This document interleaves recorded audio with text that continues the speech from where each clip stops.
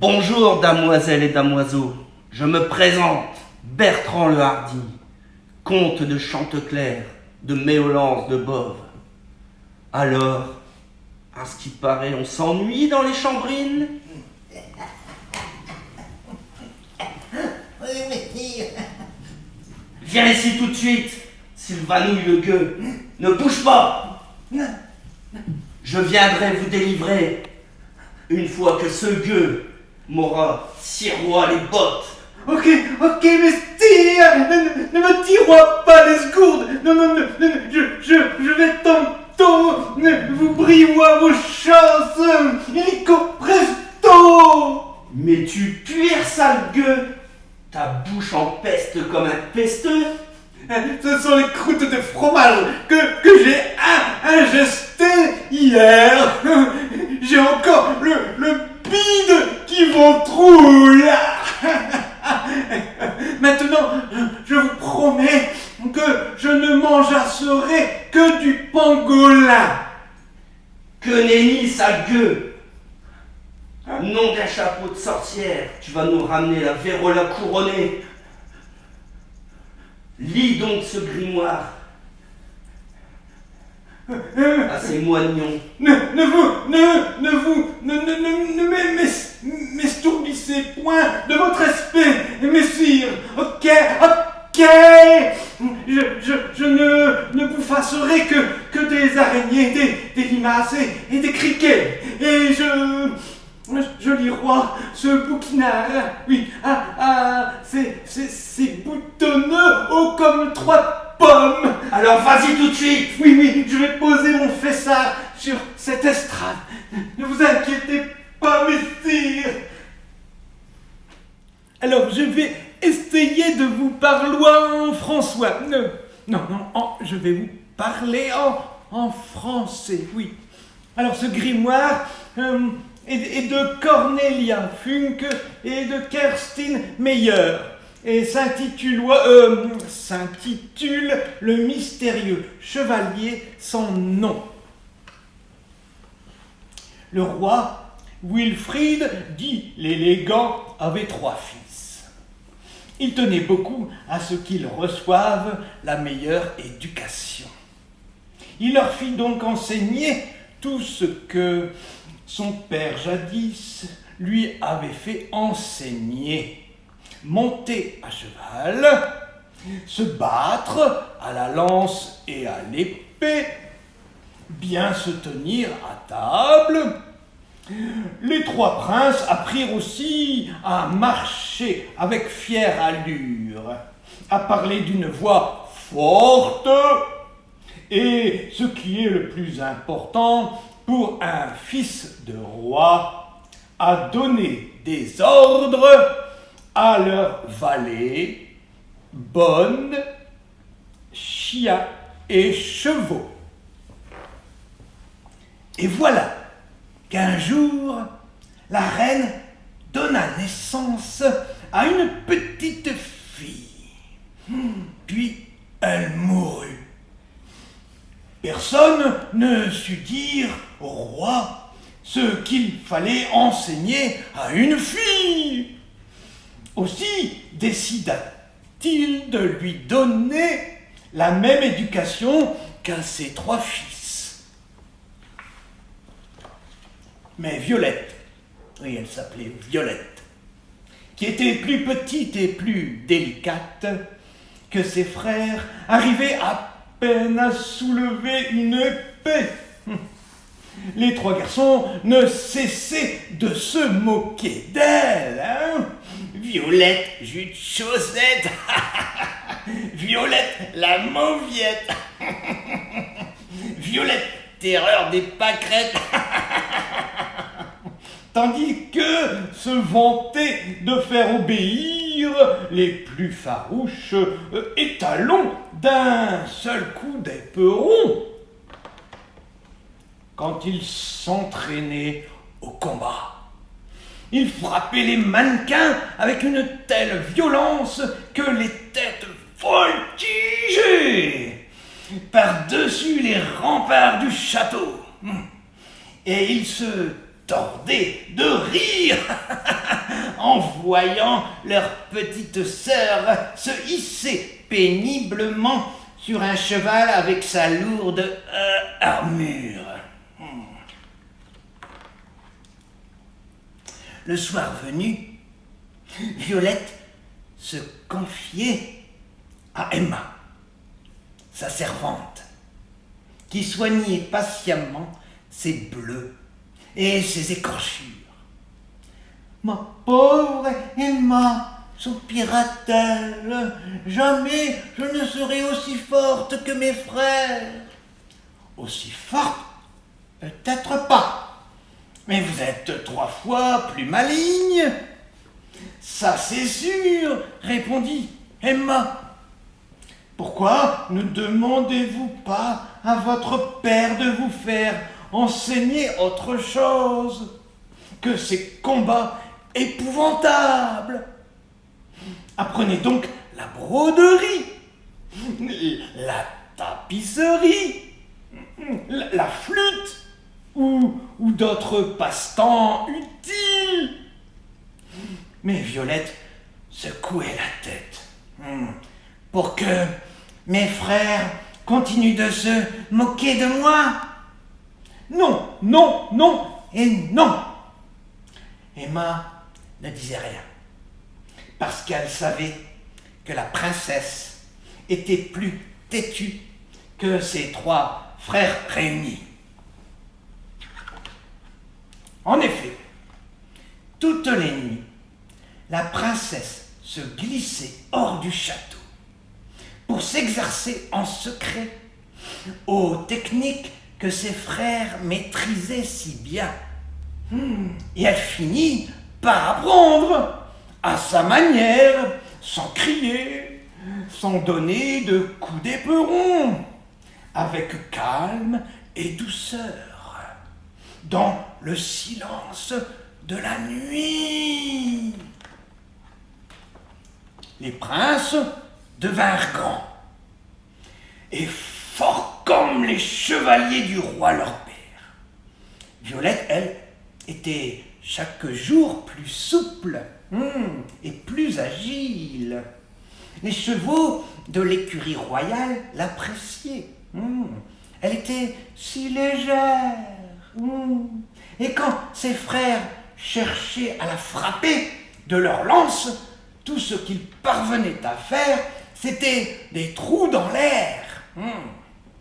Rapide comme l'éclair, Violette leur donnait le tournis, et même leurs chevaux s'ébrouaient et refusaient d'avancer. Bientôt, les 3 princes cessèrent de se moquer de leur petite sœur, et plus jamais ils ne l'appelèrent Violette, terreur des pâquerettes. Comme le 16e anniversaire de la princesse approchait, son père demanda à la voir. « Violette, y dit-il, pour fêter ton anniversaire, je vais organiser un tournoi. J'offre une récompense qui attirera les meilleurs chevaliers du royaume. » Et quelle sera cette récompense, père?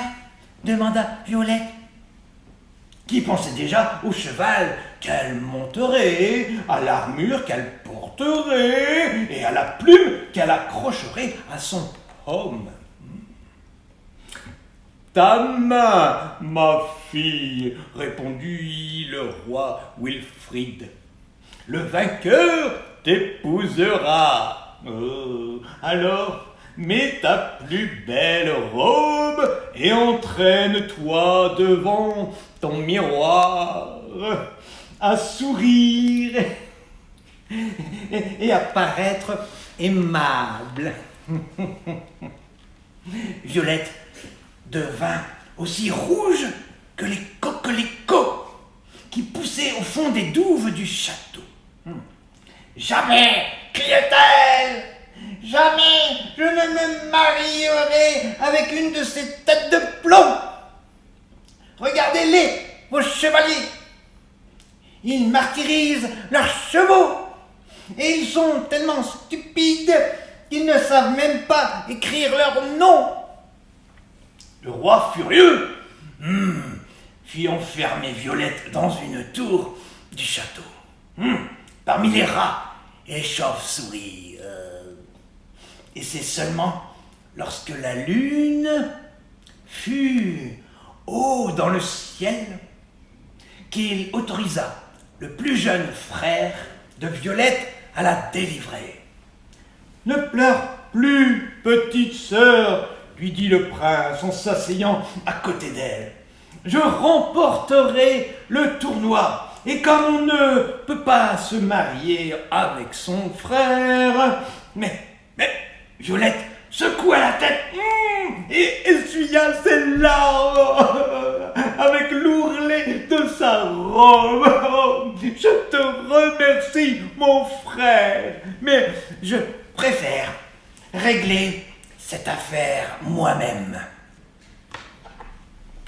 Le jour du tournoi arriva. Les chevaliers se pressaient devant la tribune dressée au pied des remparts.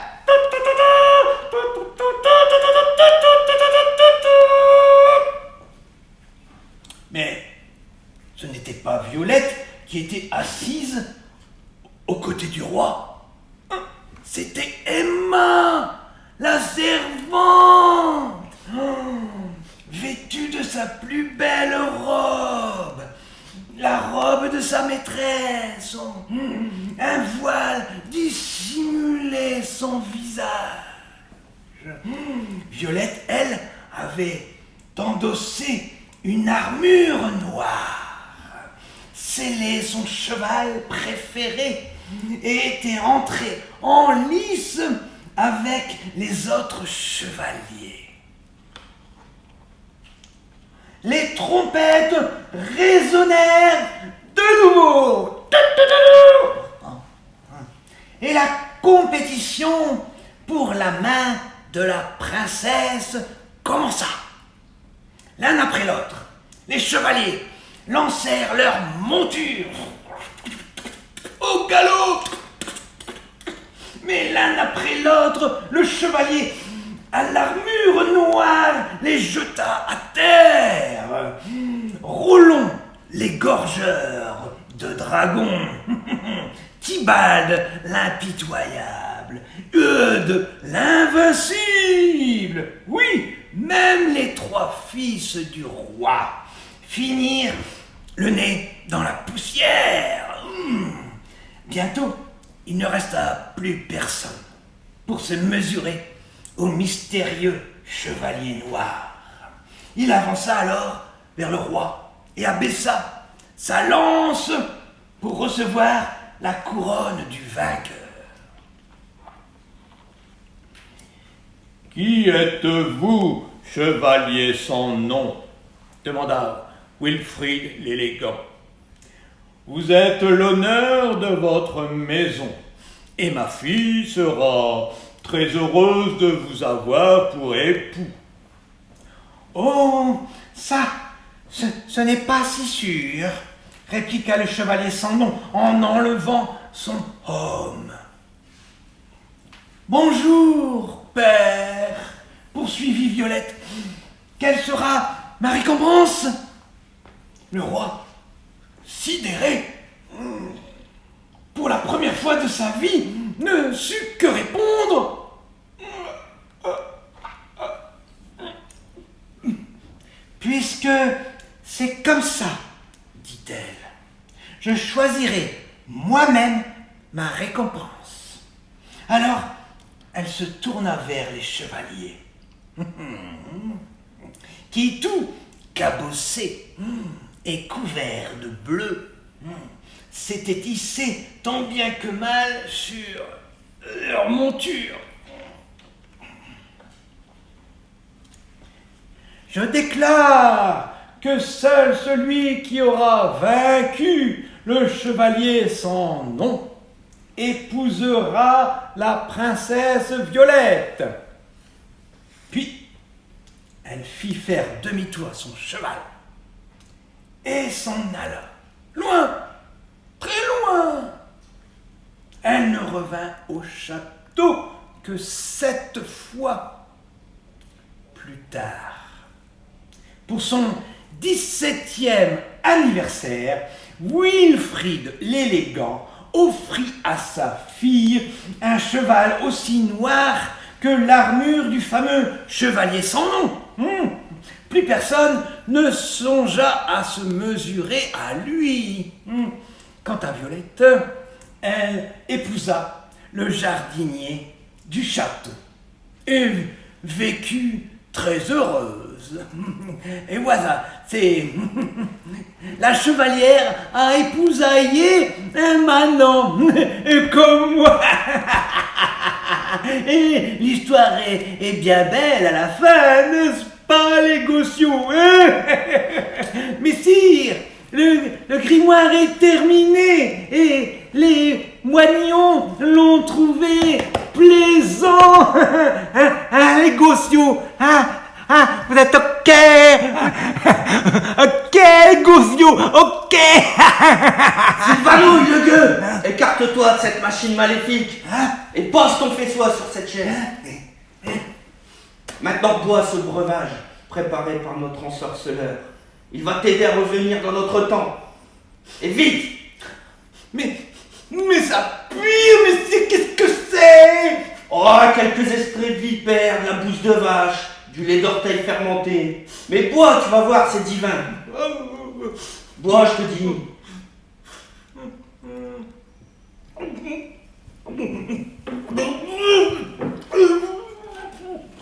Et je me transforme, messire.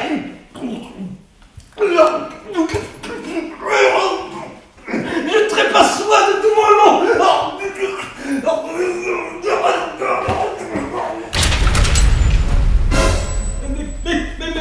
Mais qu'est-ce que c'est que ce bis?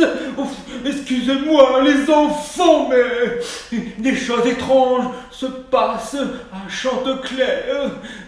Bon, je vous souhaite une bonne journée. Je vous bise et j'espère vous retrouver prochainement. C'est cela, oui, c'est cela. Salutations.